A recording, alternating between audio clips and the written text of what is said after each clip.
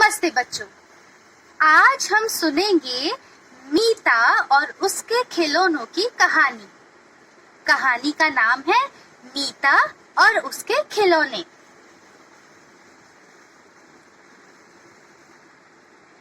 मीता के पास बहुत सारे खिलौने थे। वह उनसे किसी को खेलने नहीं देती थी। एक दिन मीता को अपने खिलौनों के बीच एक जिनी मिला। उसने जिनी को हाथ में लिया और वह जादू से बड़ा हो गया। और जिनी ने मीता से कहा, मैं जादू से तुम्हें कुछ भी लाकर दे सकता हूँ। मीता ने जिनी से कहा, जिनी मुझे ढेर सारे खिलौने ला दो। जिनी ने जादू से मीता को खूब सारे खिलौने दिए और उनसे खेलने के लिए एक शर्त रखी। जिनी ने मीता से कहा, तुम इन खिलौनों से अपने दोस्तों के साथ ही खेल सकोगी, अकेले नहीं। मीता ने कहा, ठीक है जिनी। मीता बाग में खेल रहे बच्चों को बुलाने उनके पास गई। बच्चों ने उसके साथ खेलने के लिए मना कर दिया। मीता उदास होकर घर जाने लगी।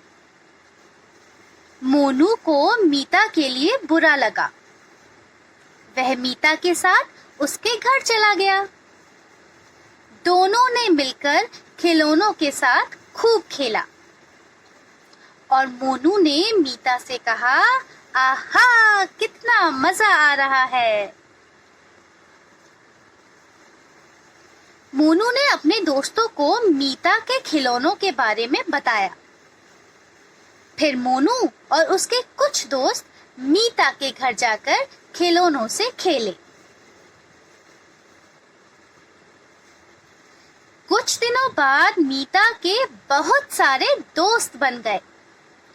वह उनके साथ कभी घर के अंदर तो कभी बाहर खेलने लगी। वह अपने खिलौने भी उनके साथ बांटने लगी। अब मीता को समझ आया कि जिनी ने उसके सामने यह शर्त क्यों रखी थी।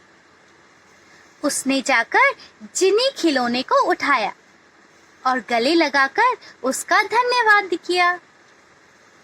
जिनी, धन्यवाद मुझे सिखाने के लिए कि दोस्त हमारे लिए जरूरी होते हैं। हमें उनके साथ मिलजुल कर खेलना चाहिए।